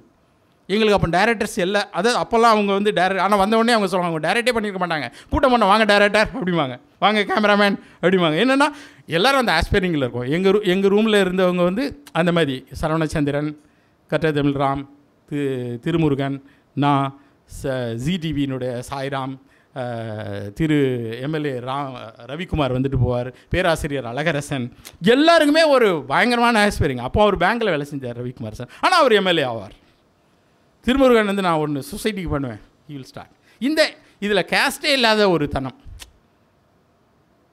இது ரொம்ப ஆச்சரியமான ஒரு உலகம் தமிழ்நாட்டில் இருக்குது. உங்களுக்கு ஆச்சரியமானது. நீங்கள் பார்த்தீங்கன்னா தெரியும், அந்த வலசரவாக்கம் திரை உலக கூட்டத்துக்குள் யார் இருப்பாங்க. அதில் நீங்கள் நல்ல நட்புகள், ஒரு கூட்டம் சேர்ந்து கொள்ளுதல், இது ரொம்ப அவசியம். ஏன்னா இதில் இந்த மனத்தை நீங்கள் தமிழ்நாட்டில் மட்டும்தான் யார் வேணாலும் மியூசிக் டைரக்டர் ஆகலாம், யார் வேணாலும் டைரக்டர் ஆகலாம், யார் வேணாலும் ப்ரொடியூசர் ஆகலாம். It's not close. நான் வந்து திருநெல்வேலியிலேருந்து நான் திரைப்படம் எடுக்க முடியும். நான் வந்து திருநெல்வேலியிலேருந்து நான் வந்து ஒரு டெலிவிஷனில் நிறைய ஷோஸ் பண்ண முடியும். இப்படி இந்த இடத்தை அடைகிறதுக்கு சில குவாலிட்டி இருக்குது. அந்த குவாலிட்டி தமிழ் சொசைட்டி என்ன எதிர்பார்க்குதுன்னா, you must be very modern in thinking. ஏழ்மை, நான் ஏழ்மையான பேக்ரவுண்டு வந்திருக்கேன். ஆனால் நான் என்னுடைய ஊரில் இருக்கும்போது எக்கனாமிக் டைம்ஸ் வாங்கி படிப்பேன். திருநெல்வேலி ரயில்வே ஸ்டேஷனில் உள்ள ஒரே ஒரு கடையில் எனக்காக மட்டும் ஒரு எக்கனாமிக் டைம்ஸ் வச்சுருப்பேன். நான் வந்து ஃப்ரீகோனாமிக்ஸ் வாங்கி படிப்பேன். என்னுடைய தந்தைகிட்ட சொல்லி எனக்கு இந்த புக்கெலாம் வேணும் அப்படின்னு சொன்னேன். நான் ரூரல் ஆனால் என்ன ரூரல்னால், தமிழ்நாட்டினுடைய ரூரலில் ஒரு அழகு இருக்குது. ஒரு கடலூரில் உள்ளவங்க, தாராபுரம் உள்ளவங்க, பாளையங்கோட்டையிலலாம் அதில் ஒரு வெஸ்டர்னான ஒரு மைண்ட் செட் ப்ரொஃபஸர்ஸ் இருப்பாங்க. அவங்களாம் நமக்கு இதெல்லாம் அறிமுகப்படுத்திடுவாங்க. அங்கே வந்து ஒரு கல்ச்சுரல் பேக்ரவுண்ட் தமிழ்நாட்டில் நிறைய டவுன்ஸில் இருக்குது. ஸோ அந்த அறிவின் அடிப்படையில் அவங்ககிட்டருந்து தான் நாங்கள் கற்றுக்கிட்டோம். அங்கே ஒரு தோப்பா இருப்பார், தோப்பா நைட்டு உட்காந்ததுனா ஒரு பெரிய கூட்டம் அவரை சுற்றி உட்காந்துருக்கும். ஒரு அறிவு சூழல் இருந்துச்சு அங்கே. ஸோ இது வந்து அந்த ஒரு தமிழ் அறிவு சூழலை தோப்பா அவர்களை சுற்றி உட்கார்ந்து இந்த கூட்டம் வழியாக நமக்கு கற்றுக்கிட்டோம்னா, அதுக்கு நேர் எதிராக ஒரு நவீன சிந்தனையை எங்களுடைய கல்லூரிகளும் எங்களுடைய பேராசிரியர்களும் எங்களுடைய ஆசிரியர்களும் கற்றுத்தொண்டதன் வழியாக நடந்தது. இப்போ உங்களுக்கெல்லாம் இருக்கிறது என்னென்னா, இப்போ அது பிளர் ஆன மாதிரி எனக்கு தோணிக்கிட்டே இருக்குது. எல்லா இடத்துலையும் பிளர் ஆகிடுச்சு. What is Tamil mind? என்ன நவீனத்தை படிக்குது? லிட்ரேச்சர் விட்டுருங்க, அது வந்து தமிழ்நாட்டில் எப்படியும் நீங்கள் அடைஞ்சிருவீங்க. தமிழ் சினிமா ஊடகத்தில் வரணும்னு சொன்னால் நீங்கள் நிறையா புக்கு படிக்கணும் அப்படின்னு எல்லோரும் சொல்லிடுவாங்க. ஆனால் அதை தாண்டி ஒன்று வரணும். அது கடந்த 10 வருஷமாக அவை இந்தியாவில் இல்லாமல் போயிடுச்சு. நான் வருத்தம் அடைகிறேன். இந்த இந்த இந்த ஒரு டெமோக்ராட்டிக் அத்தாரிட்டியன் ரூல் நடந்த முதல் ஃபெயிலியர் என்னென்னா, இந்தியாவில் வந்து அவுட்லுக் பத்திரிகை இல்லாமல் போயிடுச்சு, இந்தியாவில் ஓப்பன் பத்திரிகை இல்லாமல் போயிடுச்சு, இந்தியாவில் தெஹல்கா இல்லாமல் போயிடுச்சு. இந்தியாவில் நான் மாடர்னாக பார்க்குற ஒரு டைம்ஸ் ஆஃப் இந்தியாவே அதனுடைய சென்டர் பேஜ் ஆர்டிக்கல் அவ்வளோ நல்லாயிருக்கும். அப்போ எல்லாமே நீர்த்து போயிடுச்சு. அதனுடைய ஆசிரியர்கள் என்டிடிவி வந்து ஒரு கிளாசிக்கான ஒரு நியூஸ் சேனல். நியூஸ் சேனலில் ஒரு பிரச்சனை இருக்கும். நியூஸ் சேனலில் ஏஸ்தட்டிக்கே இருக்காது. எல்லாருமே சமூக பிரச்சனையோட வருவான். அந்த ரிப்போர்ட்டர்லேருந்து எல்லாருமே. அப்போ என்ன ஆகுனா, சமூக பிரச்சனையோட வரும்போது முதல் காலி வந்து ஏஸ்தட்டிக்கா, அந்த மாதிரி கண்ணாடி போட்டாமலாம் இருக்கக்கூடாது. அவங்க வந்து சமூகத்துக்காக பேச மாட்டாங்க அப்படின்னு முடிவு பண்ணிடுவாங்க. சும்மா ஒரு ஃபன்னாக சொன்னமா தெரியுதுங்களா? அது வந்து நியூஸ் சேனல் வந்து எப்போ ட்ரையாகவே இருக்கும். நீங்கள் தமிழ் நியூஸ் சேனல் பார்த்தீங்கன்னா ட்ரையாக இருக்கும். அதில் வந்த புதுசில் கொஞ்சம் புதிய தலைமுறை அழகாக இருந்தது காரணம் அது வந்து பாலச்சந்தர் பையன். அவர் வந்து ஏஸ்தட்டிக் சென்ஸ் உடையவர். So aesthetic is the big play. அழகியல் ஒரு அழகு இருக்கும். கண் விவரிக்கெல்லாம் தெரியாது, ஆனால் உங்களால் சொல்ல இந்த டிவி அழகாக இருக்கும். என்டிடிவி ரொம்ப அழகாக இருந்துச்சு. ஏன்னா அவங்க எல்லாமே ரொம்ப ஒரு ஒரு ஒரு இங்கிலீஷ் ஸ்பீக்கிங் பேக்ரவுண்டு என்டிடிவி பிரணாயிரம் எல்லாம். ஆனால் இப்போ பாருங்களேன், அது அழகாகவே இருக்காது. ஸோ அந்த அந்த அந்த ஏஸ்தட்டிக்கில் அது வந்து இப்போ தமிழ்நாட்டில் வந்து ஒரு பிளர். உங்களுக்கான ஏஸ்தட்டிக்கை நாங்கள் எப்படி கொடுக்குறதுன்னு எங்கள் தின்றோம். வாட் இஸ் நீ அண்ணா உங்களுக்கு ஒரு ஏஸ்தட்டிக்கு கூட தருது அதனுடைய செட் வழியாக. அது ஒரு அப்ஸ்ட்ராக்ட் செட். நாங்களும் ஒரு பேச்சு என்ன சொல்கிறது, ஒரு அரட்டை அரங்கம் நடத்த முடியும். நாங்களும் ஒரு கல்யாண மண்டபத்தில் நடத்த முடியும். நாங்களும் 4-5 அந்த ஊர் பண்ணையார்களை உட்கார வைக்க முடியும். நானும் அந்த ஊர் குங்குமம் போட்டு வச்சுருக்கவரெலாம் கூப்பிட்டு எல்லாருக்கும் கடைசியில் பரிசளிக்க முடியும். அதெல்லாம் தமிழ்நாடு. இதனுடைய தலைவர்கள் அப்படி அல்ல, இதனுடைய வெற்றியாளர்கள் யாரும் அப்படி அல்ல. இவங்க எல்லாருமே நவீனமானவர்கள். தமிழ்நாட்டில் நீங்கள் தலைமை இருக்கணுமா, இளையராஜனுடைய பீக் அவருடைய ஆரம்ப காலம் ஹைலி நவீனம். அடை திறந்து கேட்டு பாருங்கள், நவீனம். சாணி கேட்டு பாருங்கள், நவீனம். ஜெயலலிதா உடை நவீனம், ஜெயலலிதா பேக் நவீனம். கலைஞருடைய திங்கிங், அவர் அமர்சேஷனை பற்றி பேசிடுவார். நான் ஒரு புக்கு வந்து சமீபத்தில் ஒரு இந்தியர் எழுதிய book, I think it's a பிரீதவே ஏதோ ஒரு நல்ல புக்கு. அதாவது பால் எழுதிய ஒரு புத்தகம். அவர் ஒரு கேன்சர்னால் பாதிக்கப்பட்டு இறப்பை நோக்கி வரும்போது ஒரு புத்தகம் எழுதினார். அந்த புத்தகம் அமெரிக்காவில் கடுமையான சேல்ஸ். எனக்கு பயங்கர ஆச்சரியம். இப்படி ஒரு ஒர்க்கு ஒரு தென்னிந்தியர் எழுதிய புத்தகம் அமெரிக்கா முழுக்க விற்பனை ஆகுது. அந்த மாதிரி ஒரு ஒர்க்கு நல்லாயிருக்கும்னு சொல்லும்போது எனக்கு வந்து ஒரு பதிப்பாளர் சொன்னார், இதே மாதிரி ஒரு புக்கு தமிழில் இருக்குது, அது ஒரு பாளையங்கோட்டையை சேர்ந்த அனஸ்தெஸ்ட் எழுதியிருக்கிறாரு, சாக்காடு போல் தூக்கம் சொல்லி. எனக்கு ஆச்சரியம். உடனே அந்த புக்கை வாங்கினேன். எனக்கு அவர் படிக்கும் எங்கள் மொழியில் அதுக்கு முன்னாலே ஒருத்தர் இதே மாதிரி எழுதியிருக்கானேன்னு. ஆனால் அதுக்கப்புறம் எனக்கு ஆச்சரியம் என்னென்னா, கலைஞர் தனக்கு பிடித்த 100 புத்தகங்கள் சொல்லும்போது அந்த புக்கை சொல்கிறார். என்னுடைய சிஎம் எவ்வளோ மாடர்ன். இதுதான் Tamil Nadu. Are you modern? Inclusive இருக்குது, தயங்காதீங்க. Are you modern? How to make you modern, how to make you ஒரு ஏஸ்தட்டிக் சென்ஸான ஒரு ஆளாக மாற்றுவது உங்களை. இந்த ரெண்டும், அதுக்கப்புறம் நேர்மை, இதெல்லாம் தனிப்பட்ட முறையில் நீங்கள் சந்திக்கிற நபர்களை வைத்தே நடந்துவிடும். இவை எல்லாம் இணைத்து நீங்கள் படைக்கப் போவது டெலிவிஷன் மீடியாவாக இருக்கலாம். இவை எல்லாம் இணைத்து நீங்கள் படைக்கப் போவது ஒரு தமிழ் சினிமா இருக்கலாம். தமிழில் மட்டும்தான் ஒரு லப்பர் பந்து வர முடியும். தமிழில் மட்டும்தான் ஒரு அன்பை பேசும் ஒரு டூரிஸ்ட் ஃபேமிலி வருது. அனைத்து மக்களும் போய் பார்க்குறாங்க. அந்த ரசனையே ஒரு டேஸ்டான மேம்பட்ட ரசனையான கூட்டம் இருக்குது. இப்படி ஒரு படத்தை வந்து கூட்டமாக நீங்கள் வந்து நான் எகைன் அதர் மார்க்கெட்டை தான் சொல்லுவேன். இப்படி ஒரு படம் வந்து நீங்கள் ரிலீஸே பண்ண முடியாது. அங்குள்ள மக்கள் வந்து பார்க்கவும் மாட்டாங்க. நீங்கள் மராட்டியிலையும் ஹிந்திலையும் இப்படி நடக்கிறதில்ல. இப்படி ஒரு மார்க்கெட் இருக்குது, ஒரு லப்பர் பந்து எடுக்கிற மார்க்கெட் உங்களுக்கு இருக்குது. இங்கு கூட்டமாக யார் வேண்டானாலும் இயக்குனர் ஆகலாம், மனத்தடை இல்லாமல் ஆகலாம் என்கிற ஸ்பேஸ் இருக்குது. இதில் நீங்கள் கற்றுக்கொள்ள வேண்டியதெல்லாம் தொடர் படிப்புகள், மேம்பட்ட இதை தாண்டி எல்லாரும் சொல்வதை தாண்டி ஒன்று அப்படின்னு ஒன்றை நோக்கி நகரணும். நீங்கள் உங்களுடைய புத்தக தேர்வுகள், அது நீங்கள் படிக்கிற புத்தகங்கள், உங்களுடைய நட்பு வட்டம், உங்களுடைய உடை, இது எல்லாமே பிளேஸ் அ ரோல். ஏஸ்தட்டிக் சினிமாவில் மிக முக்கியம். மணிரத்னம் படத்தை என்ன சொன்னாலும் அதுக்குள்ளே ஒளிந்திருப்பது ஏஸ்தட்டிக். ஆர்ட்டுக்குள்ளே ஏஸ்தட்டிக் முக்கியம். கண்ணுக்கு தெரியாமல் அது இருந்து கொண்டே தான் இருக்கணும், திட்டமிட்டு இருக்க வேண்டியதில்லை. உங்களுக்கே ஒரு aesthetic frame. Why you all love Malayalam films aesthetic frames, அவ்வளோதான். அது தமிழில் எடுக்கும்போது நல்லாவே இருக்காது அந்த படம். ஏன்னா அது அந்த ஊருக்கான ஒரு ஏஸ்தட்டிக். அப்புறம் தமிழ்நாட்டுக்கான ஒரு ஒரு நீதி, தமிழ்நாடு வைத்திருக்கும் சுயமரியாதை, இதெல்லாம் பர்சனலாகவே இல்லை நமக்கு வெற்றி தந்திருக்கும். அதை பிற மாநிலத்துக்கும் சொல்லலாம். இப்போ சொன்னோமே அந்த மாதிரி தான். தமிழ்நாட்டில் சமீபத்தில் ஒன்று நினச்சி எனக்கு இது எப்போதும் தோணும். ஒரு நீட் வரும்போது என்னுடைய மாநிலத்தை சேர்ந்த பிள்ளைகள் பாதிக்கப்படுகிறார்கள், திமுக எதிர்க்கட்சியாக இருக்குது, போராட்டம் நடக்குது. ஆனால் அதிமுக அதால் முடியவில்லை என்றாலும் 7.5% இடத்தை அரசு பள்ளியில் படிக்கும் ஏழை பிள்ளைகளுக்கு வாங்கி தருது. அதை அடுத்து வந்த ஆட்சி திமுக அது இன்ஜினியரிங்லேருந்து எல்லாத்துக்குமே ஆக்கிடுச்சு. எல்லா உயர் படிப்புகளுக்கும் ப்ரொஃபஷனல் கோர்ஸுக்கும் இந்த 7.5 நம்ம கொடுத்துடணும் அப்படின்னு சொல்லி முடிவுப்படுது. ஏனென்றால் எங்கள் சமூகத்தில் ஒரு தரப்பு இன்னும் கீழே இருக்குது, அவைகளை கை தூக்கி விட வேண்டும். நம்மளுடைய ஒரே கேள்வி தான் கேட்க வேண்டும் ஊடகத்தில் இருந்தால், பிற மாநில சிஎம்ஐ பற்றி உங்கள் ஊரில் ஏழைகளே இல்லையா? உங்களுக்கு அந்த உணர்வே தோணலையா? நீங்கள் யாருக்காக ஆட்சி நடத்துகிறீர்கள்? யாருக்காக ஆட்சி? உங்கள் ஊரில் ஏழையே இல்லையா? நான் ட்ரெயினில் போகும்போது அவ்வளோ வறுமையை பார்க்குறேன் வட இந்தியாவில். அவங்களாம் என்னைக்கு வருவாங்க? ஏன் உங்களுக்கு உங்கள் மக்கள்னு தோணலை? இந்த இந்த இந்த மாதிரியான பார்வையில் நம்மகிட்ட இருந்துக்கிட்டே இருக்குது. இதை நம்ம வந்து சொல்லணும். இந்த ஊரில் நடந்திருக்குல்ல, ஏன் உனக்கு தரல? பானிபூரி விற்க வர்றாருல, அந்த தம்பிக்கு கொடுக்கக்கூடாதா? அது நல்லா படித்தா? தமிழ்நாட்டோட இந்த படிப்புக்கு தர்ற மரியாதை இருக்குது பாருங்கள், அது வந்து பிரமாதம். நல்ல மார்க் வாங்கினா அந்த பிள்ளைகளுக்கு வந்து கொடுக்குற இது. ஆக்சுவலி நாங்கள் ஒரு விஷயம் பர்சனலாக நடந்துச்சு. நாங்கள் நீயானால் நிறைய குழந்தைகள் வந்து கூப்பிட்டு 12th மார்க் வாங்கும்போது ஒரு இது தான் உண்மையிலே அதிக மார்க் வாங்களுடைய பெற்றோர்களுடைய கர்வம் மாதிரி. அது என்ன சொல்கிறது, வேறு எதுவுமே இருக்காது. என் பையன் இவ்வளோ மார்க் அப்படின்னு சொல்ல புலங்காகிதம் அடையும் ஒன்று. அது தமிழில் வந்து ரொம்ப கல்வி சார்ந்த ஒரு சமூகமாக மாறிவிட்டது. நல்ல விஷயம். அதில் நாங்கள் எல்லாருக்குமே வந்து ஒரு லேப்டாப் கொடுக்க போகணும் அப்படிங்கிறதாகவோ ஏதோ ஒரு உதவி பண்ணணும்னு சொன்னால் எனக்கு ஆச்சரியமாக. அந்த பிள்ளைங்க வந்து சொல்லுவாங்க, எங்கள் ஊரில் இல்லை, எங்கள் ஊருடைய லயன்ஸ் கிளப் கொடுத்துருச்சு, எங்கள் ஊருடைய இந்த கல்வி இது கொடுத்துரு, எங்கள் ஊரில் இந்த நடிகர் கொடுத்து விட்டார், இந்த அரசியல் தலைவருக்கு கொடுத்துட்டாங்க.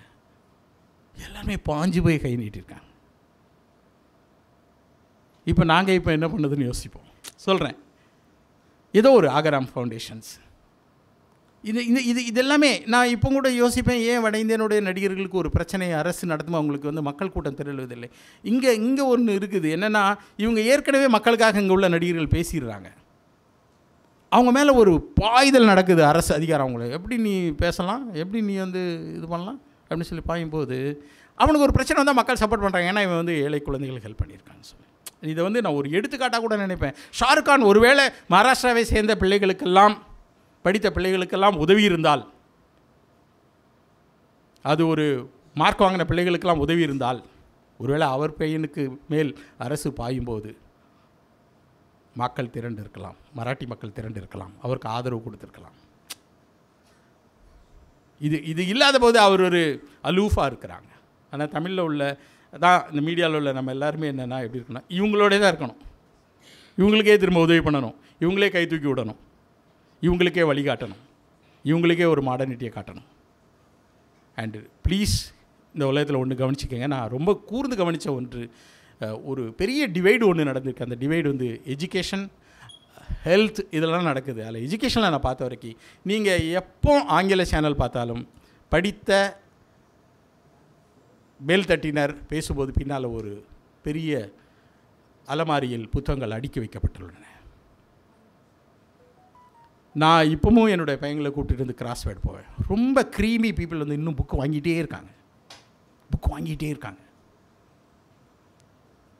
அந்த அந்த அந்த டேஸ்ட்டுக்குள்ளே மட்டும் நீங்கள் போயிட்டீங்கன்னா போதும். அந்த டேஸ்ட்டை வந்து நீங்கள் ஏதோ ஒன்றா எழுத வேண்டியது இருக்கும், ஏதோ ஒன்றா எடுக்க வேண்டியது இருக்கும். புத்தகங்கள் படிப்பது நான் நினைக்கிறேன் வருங்காலத்தில் எப்படி, ஆனால் புத்தகங்கள் விலையும் ரொம்ப அதிகம். People ready to buy, because அதை தான் சொன்னேன். அதுவும் ஒரு மருத்துவம் மாதிரி, தொட்டாலே போதும் 4000 ரூபாய் அப்படின்னு சொல்கிற மாதிரிலாம் புத்தகங்கள் இருக்குது. ஆனால் நான் நம்புவது என்ன அப்படின்னு சொன்னால், இப்படி ஒரு டிவைட் இருக்குது. புத்தகம் வழியாக படிப்பதும் வாட்ஸ்அப் வழியாக படிப்பதும் ரெண்டாக பெரியுது. நீங்கள் புத்தகம் வழியாக படியுங்கள். நீங்கள் இன்னொருத்தருக்கு சொல்லணும். நீங்கள் உங்களை ப்ரொஃபஷனலாக நினைங்க. நான் ஒருத்தனுக்கு சொல்ல வந்திருக்கிறேன், நான் படிக்கிற ஆள் இல்லை, நான் படித்து உனக்கு சொல்வேங்கிறது. அப்படி ஒரு தன்னம்பிக்கை உங்களுக்கு இருக்கும்னு நம்புகிறேன். அது உங்களை நிறுத்தாது. நீங்கள் you will come up in your life. Thank you very much. எவ்வளோ பெரிய இதில் அவள் எப்படி அந்த கட்சிகளை மேல் இது ஒரு தலைமை, அதனால் அது ஜெயித்து விட்டது. ஆனால் அதனுடைய ஒரு தலைமையினுடைய பிள்ளைகள் கூட இந்தியாவிலே இல்லை. அவங்களுடைய பார்வை இந்தியாவே இல்லை. அப்படின்னா அவங்க எப்படி ஜெயிக்க முடியும்? இங்கே உள்ளவங்க எல்லாருடைய எம்எல்ஏ பையனும் இங்கே தான் சுற்றி they are studying with us. New காலேஜில் தான் படிக்கிறாங்க, என்ன எஸ்ஆர்எம்மில் தான் படிக்கிறாங்க நம்ம ஆளுங்க. So they will be in active politics. They will control again and again. கரெக்டுங்களா? ஸோ இந்த பார்வை வந்து நம்ம எப்படி ஒரு புத்தகத்தில் இது வந்து ஒரு அவன் வந்து வேறு பார்க்குறான், மற்றவங்களாம் பார்க்காதவன்றது தான் சிம்பிளாக பார்க்குறான். வேறு கேள்விகள்?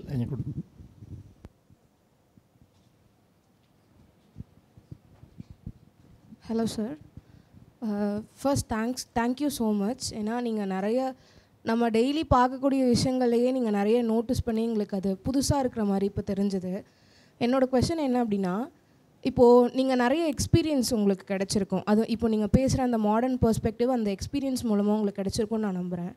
இப்போது என்னோடய காலேஜில் ஒரு 30, என் கிளாஸில் ஒரு 30 பீப்புள் இருக்கும் அப்படின்னா அதில் ஒரு 5 பேர் 10 பேர் தான் நீங்கள் சொல்கிற அந்த மாடர்ன் பெர்ஸ்பெக்டிவோட ஒரு பாலிடிக்ஸ் பேசுகிறதோ இல்லை சோஷியல் ஜஸ்டிஸ் அதை பற்றி பேசுகிறதோ இருக்கும். மற்ற எல்லா பசங்களுமே அவங்களோட லைஃப் அப்படிங்கிறது வந்து எக்கனாமிக்கல் ஸ்டேட்டஸை நோக்கி போகிறத நம்புகிறாங்க. நான் என் கண் கூட நான் பார்த்துருக்கேன்.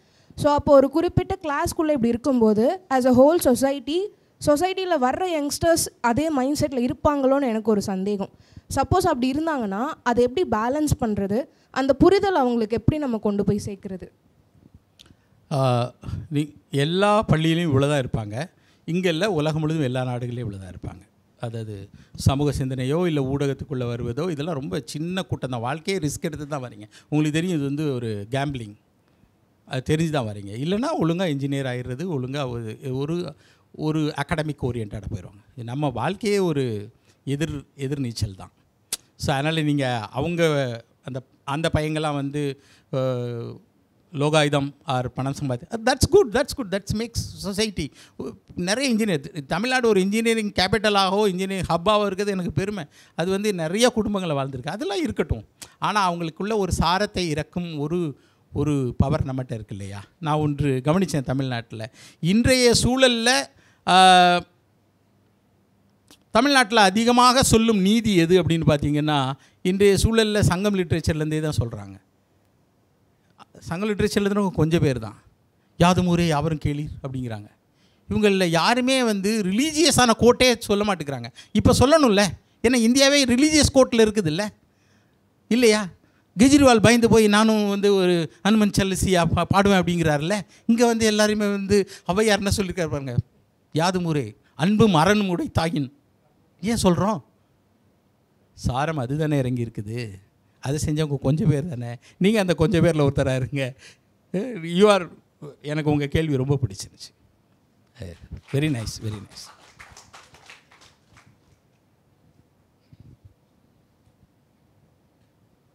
Any other questions?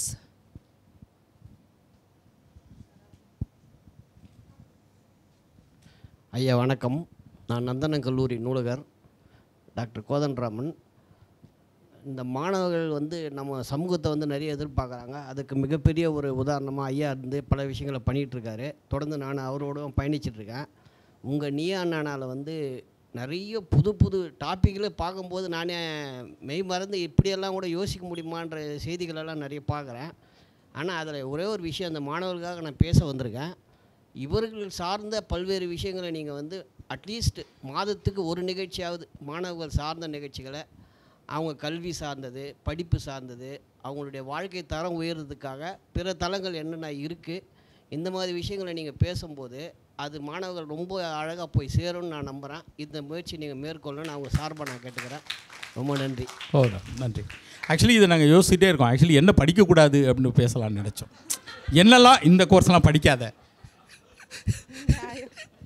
இல்லை உண்மையிலே அப்படிலாம் இல்லை, இதெல்லாம் படிக்காதீங்கன்னு சொல்லிடணும். உண்மையிலே அவை வெறும் வெற்று பேப்பர்களாக மாறி வருகின்றன மாடர்ன் உலகத்தில். முதன்மையாக ஸ்டெம் தான் சொல்லுவேன். சயின்ஸ், டெக்னாலஜி, இன்ஜினியரிங், மேக்ஸ், இதுதான் முதன்மை படிப்பு தமிழ் பிள்ளைகள் எடுத்துக்கொள்ள வேண்டும். அது பிடிபடவில்லை. இப்போ என் பையனுக்கு கூட இருக்கலாம், அவனுக்கு சயின்ஸ் பிடிபடலைன்னா ஆப்ஷனாக வேறு இது போகலாம். ஆனால் நான் முதன்மையாக தமிழர்களுக்கு இதுதான், அது வந்து சில சில சிவிலைஸ்டு சொசைட்டிக்கு தான் இது பிடிபடுன்னு கூட நம்புகிறேங்க. இது எல்லா சமூகத்துக்கும் மேக்ஸ், ஒரு அப்ஸ்ட்ராக்ட் மேக்ஸ் பிடிபடாது. நான் திரும்பி சொல்கிறது, இங்கே ஏன் இசையிலலாம் இப்படி அவங்களுக்கு ஒரு அப்ஸ்ட்ராக்ட் இங்கே பிடிபடுது இந்த சமூகத்துக்கு. அதனால் நம்ம இதிலேருந்து இந்த இன்ஜினியரிங் அலை வந்து அடித்து தான் தீரும். அதில் வந்து உங்கள் பிள்ளை ஒன்றுக்கு நல்லா வந்துச்சுன்னா இன்ஜினியரிங் ஆக்கிடுங்க, அவ்வளோதான். இந்த வரும் உலகம் ஸ்டெம் தான். ஸோ அதை நான் சொல்லிடுவேன். ஆனால் எது படிக்கக்கூடாது அப்படிங்கிறதையும் நம்ம கண்டிப்பாக சொல்ல வேண்டியது இருக்குதுங்க. நான் ஒரு ஸ்ரீலங்காவை சேர்ந்த ஒரு பெண் என்னிடம், ஒரு தமிழ் பெண் என்னிடம் படிக்க வந்தேன். அந்த பாடத்தில் அவங்க மார்க் வாங்கின ஷீட்டு கொடுக்கும்போது எனக்கு வந்து அந்த அதில் உள்ள பாடங்கள் வந்து அவங்களால ஒருபோதும் சுந்தர் பிச்சை உருவாக்க முடியாது, அவ்வளோதான். அவை எல்லாமே வந்து கல்ச்சுரல், மதம், ஹிஸ்ட்ரி, எவ்வளோ இது எப்படி உருவாக்க முடியும்? ஒரு சொசைட்டி எப்படி உருவாக்க முடியும்? நவீன அமெரிக்கா வந்து இன்ஜினியரிங் சொசைட்டிம்பாங்க. இதனுடைய ஒரு துளியை நான் NEPயில் பார்த்துருக்கேன். இதனுடைய ஒரு பங்கை மகாராஷ்டிராவினுடைய ஃப்ரெண்ட் இருக்கிறாரு, is a professor. E set செமஸ்டரில் 50 மார்க்கு தான் நாங்கள் தர முடியும் இந்த NEPயில். மீதி 50 மார்க்கும் அவர் ஏதாவது ஒரு கம்பெனியில் போய் வேலை செய்யணும், அவர் ஏதாவது ஒரு NCCயில் போகணும் ஒரு செமஸ்டருக்கு, அவர் ஏதாவது ஒரு கல்ச்சுரல் ஆக்டிவிட்டீஸில் இருக்கணும், அவர் ஏதாவது இந்த மாதிரி, அதாவது கல்ச்சுரல் வேலைக்கு போ அப்படிங்கிற ஒரு இது 50 மார்க் அதை ரொம்ப ஈஸியாக அங்கே வாங்கிடுவாங்க. இந்த சொசைட்டி எப்படி வரும்? நான் அப்போல்லாம் பயந்துட்டேன், சார் தமிழ்நாட்டில் இன்னொரு 200 இன்ஜினியரிங் காலேஜ் தொடங்கி தயவுசெய்து நம்ம எல்லோரும் இன்ஜினியர் ஆகிடலாம் இந்தியாவுக்கு. ஏன்னா தமிழ்நாட்டில் ஒன்று இருக்குது, ஒரு ஃபிஷரிஸ் யூனிவர்சிட்டின்னு ஒன்று இருக்குது. நாளைக்கு ஆஃப்ரிக்காவில் அப்படி ஒரு டிபார்ட்மெண்ட் வளர்ந்துச்சுன்னா அதுக்கு தமிழர்கள் செல்ல வேண்டும். மற்ற ஸ்டேட்ஸில் அப்படிலாம் இல்லை. அவங்களுக்கெல்லாம் நம்ம தான் ஆசிரியர். அந்த டிபார்ட்மெண்ட்ஸையும் அது சார்ந்த வளர்ச்சியிலையும் உயர் அதிகாரம் நாம் தான் இருக்கணும். அதை உருவாக்கியதற்கு நன்றி வட இந்தியாவுக்கு. வேற Any other questions?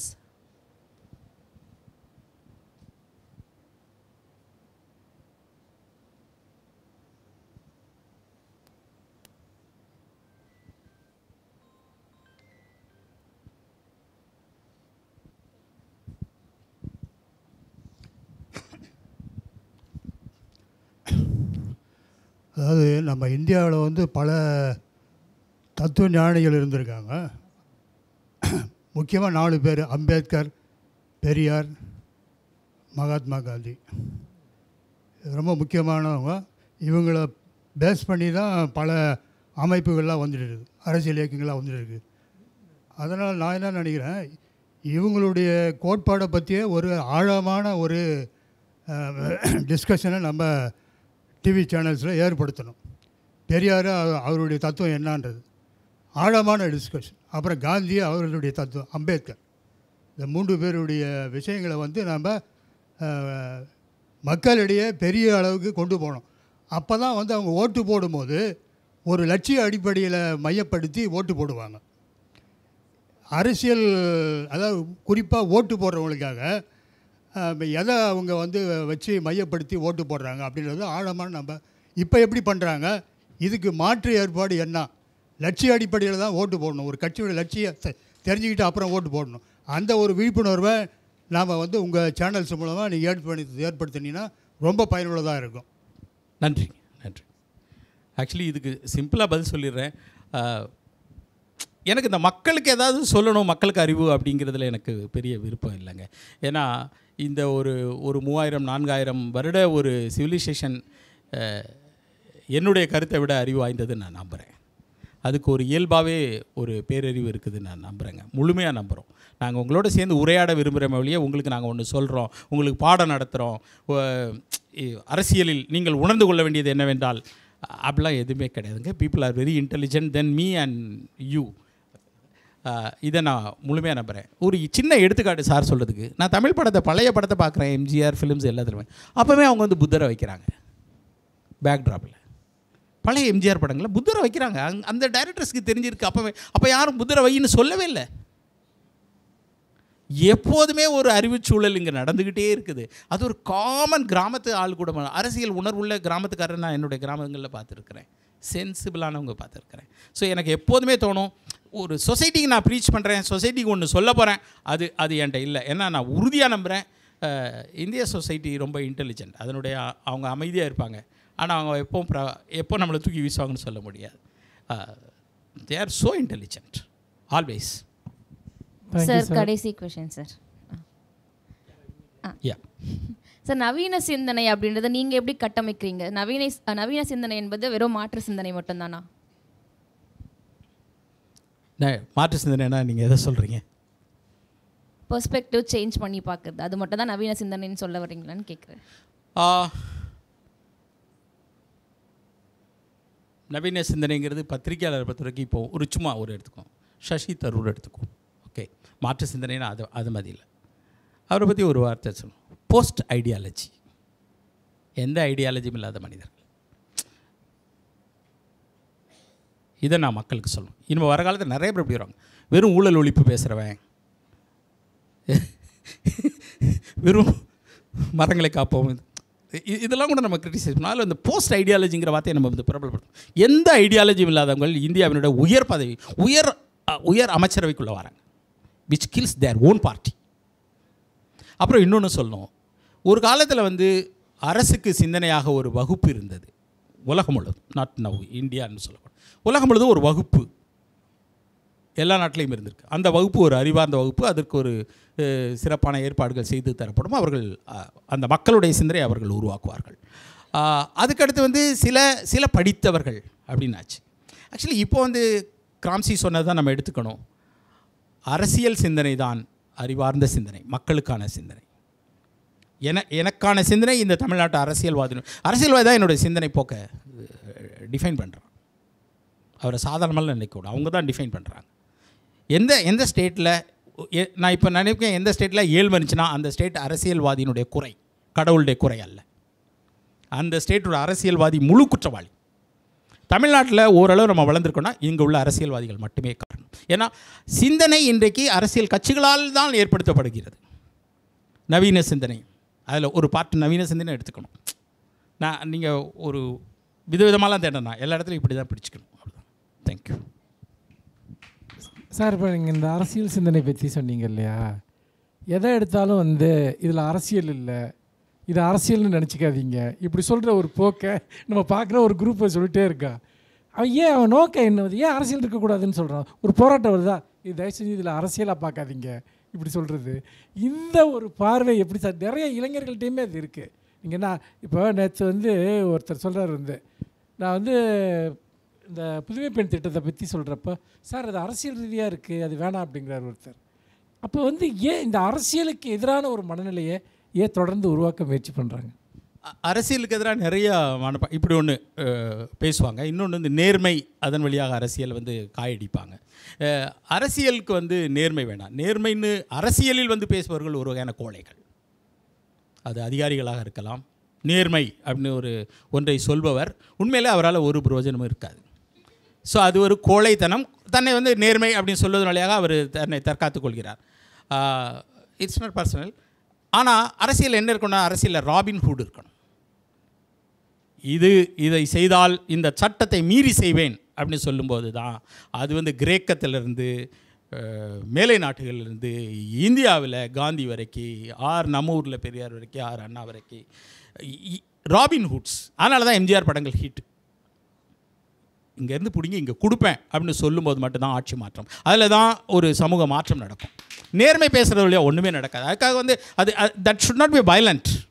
ஆனால் ஒரு ராபின்ஹுட்னஸ், இந்த இடத்துல நான் சட்டத்தை வந்து தள்ளி வைப்பேன் அப்படின்னு காமராஜர் முடிவு பண்ணுறாருல, தள்ளியா பிச்சை எடுத்தாலும் சாப்பாடு போடுவேன் அப்படின்னு சொல்கிறாருல்ல, கரெக்டுங்களா? அவருடைய நிதி நிர்வாகம் புக்கில் படிக்கும்போது இப்போ தமிழக அரசு ரிலீஸ் பண்ணுறாங்க, அதில் எழுதியிருக்கிறாங்க ஒவ்வொரு அதிகாரியும் அதுக்கு தடை போடுறாங்க. ஒவ்வொரு அதிகாரியும் சொல்கிறது வந்து, சார் டீச்சர்ஸ் வந்து அந்த பருப்பு இதெல்லாம் எடுத்துகிட்டு போயிடுவாங்க சார், டீச்சர்ஸ் அங்கே தான் சாப்பிடணுங்கிறார் காமராஜர். உடனே ராபின்ஹுட்ஸ் அப்படி தான் பேசுவாங்க, டீச்சர்ஸ் அங்கே தான் சாப்பிடுவாங்க, ஓகே எடுத்துகிட்டு போக மாட்டாங்க, வேறு என்ன அப்படின்னு சொன்னால் ஒவ்வொன்றுலேயும் அவங்க சொல்கிறது வந்து ரொம்ப அற்ப காரணங்கள் சொல்கிறாங்க. இவர் ஒவ்வொன்றுக்குமே ஒரு ராபின்ஹுட்டாக தான் பதில் சொல்கிறார். ராபின்ஹுட் நமக்கு வேணும். ராபின்ஹுட் என்பது பழைய மாடல் இல்லை, திரும்பியும் ஒரு நவீன ராபின்ஹுட். நான் சில சமயம் வட இந்தியா தென்னிந்தியாவில் வந்து நான் பார்த்துருக்கேன். இப்போ அது மாறுது. தென்னிந்தியாவில் எப்போதுமே நான் வந்து இந்த மீடியா சார்ந்த கேஸ் வரும்போதெல்லாம் சார் ஒரு மன்னிப்பு கேட்டு போயிருங்களேன், ஒரு அட்ஜஸ்ட் பண்ணிட்டு போயிருங்களேன் அப்படிமா. ஆனால் வட இந்தியாவில் உடனே கேஸுக்கு போயிடுவாங்க. வட இந்தியா லாயர்ஸ் வந்து வட இந்தியாவில் லீகல் வந்து கொஞ்சம் மேல் தட்டு, அவனை டமாலில் வந்து அதோட சண்டை போட்டு உங்களுக்கு ஒரு நீதி ஒன்று வாங்கி தருவாங்க. So we want that people. தமிழ்நாட்டில் இப்போ வருது. அதை வந்து முருகவேல் ஒன்று எழுதியிருந்தார். அது எனக்கு ரொம்ப பிடிச்சிருச்சு. அந்த வரிகள் எனக்கு ரொம்ப பிடிச்சிருக்கு. தமிழ்நாட்டு லாயர்கள் தான் சமூகத்தினுடைய ஏழைகளுக்காக எப்போது வந்து போராடுகிறார்கள். வட இந்தியாவில் லாயர்கள் என்ன சொல்கிறாங்கன்னா, அதெல்லாம் எதுக்குப்பா நமக்கு வேலை, ஏன்னா அவங்க ரொம்ப படித்து ஒரு சோஃபிஸ்டிகேட். ஆனால் நீங்கள் ஒரு விஷயம்னு போகும்போது நான் பார்த்துருக்கேன், நான் பர்சனலாக பார்த்துருக்கேன். இங்கே என்ன சொல்லுவாங்கன்னா, சரி சார் அட்ஜஸ்ட் பண்ணி போயிருங்க சார், ஒரு மன்னிப்பு மட்டும் அவருக்கு சொல்லிவிடுங்க, விட்டுருவாங்க. ஆனால் அங்கே வந்து எப்போதுமே okay I'll put a case அப்படின்னு சொல்லி ஒரு நல்ல ஆங்கிலத்தில் ஒரு லெட்டர் ஒன்று அனுப்பிடுவாங்க. அது வந்து அவங்களுடைய மாடல். ஆனால் அவங்க வந்து கிரவுண்டில் இறங்கி போராடவே மாட்டாங்க. இங்கே வந்து என்ன மக்கள் பிரச்சனைக்காக பேசும் வக்கீல்கள். திரும்பியும் சொல்கிறேன், இது வந்து ஒரு வகையான டெமோக்ரஸி. யூடியூப் அது நிறைய தமிழில் எல்லா வகுப்பையும் சேர்ந்த எல்லா ரூரல் பேக்ரவுண்டும் இருக்கும்போது மக்களுக்காக பேசுவாங்க. ஆனால் அது வந்து ப்ரிவிலேஜ்டு கிளாஸ். அது வந்து அந்த சட்டத்தை அடுத்த கட்டத்துக்கு நேரு மாதிரி நகர்த்துது. This is called India. This is really India. எனக்கு அது இந்தியாவில் ரொம்ப பிடிச்சதே அதனுடைய வட இந்தியனுடைய நேர்களும் தென்னிந்தியாவுடைய அண்ணாக்களும். Thank you sir, thank you very much.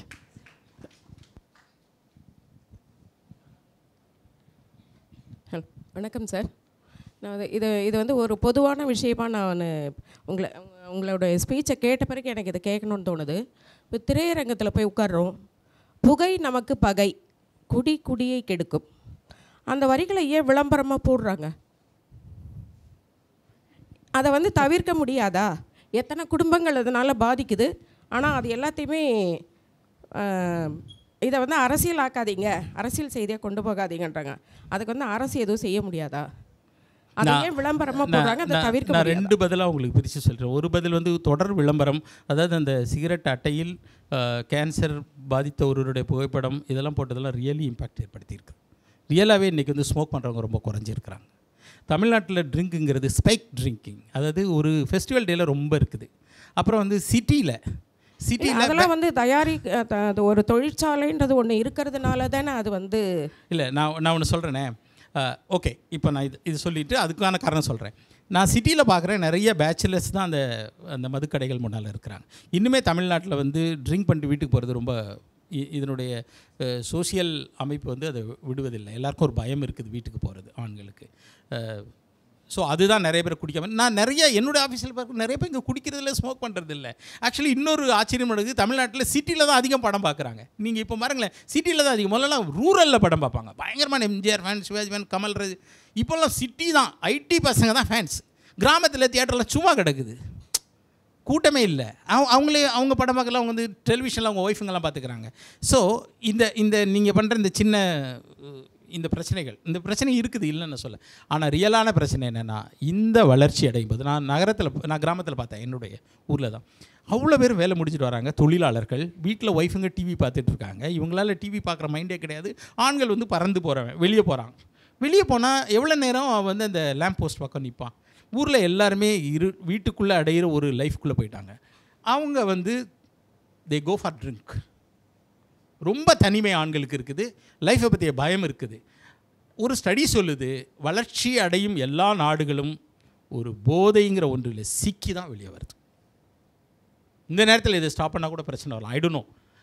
நான் பர்சனலாக நான் உண்மையிலே வந்து நான் அதை எடுக்கிறது இல்லை. ஆனால் எனக்கு தோணுது, இந்த வலைக்குள்ளே நீங்கள் சிக்கி தான் மேலே வரணும். இதில் உங்கள் பிள்ளைகளை பாதுகாக்க வேண்டியது தான் உங்களுடைய கடமை. நன்றி சார். நிறைய இன்சைட் கொடுக்கக்கூடிய விஷயங்களை ஓப்பன் பண்ணிங்க. ஆக்சுவலாக ஒரு உரையாடலுக்கான நிறைய தொடக்கத்தை வந்து உருவாக்குனீங்கன்னு சொல்லணும். எங்கள் அனைவர் சார்பாகவும் உங்களுக்கு எங்களுடைய நெஞ்சார்ந்த நன்றிகளை தெரிவிச்சுக்கிறேன். நீங்கள் தொடர்ந்து இன்னொரு கோரிக்கையும், அடிக்கடி எங்கள் மாணவர்கள்ட்ட வந்து நீங்கள் பேசணும், இந்த உரையாடலை நீங்கள் எடுத்துகிட்டு போகணும். மீடியாங்கிறது அது ஒரு ட்ரீம் இல்லை, அது ஒரு ரியாலிட்டியோடு நம்ம போடுற ஒரு பெரிய டயலாக்ன்றதை வந்து ரொம்ப அழகாக சொன்னீங்க. ஸோ உங்களுக்கு என்னுடைய நெஞ்சார்ந்த நன்றிகள்.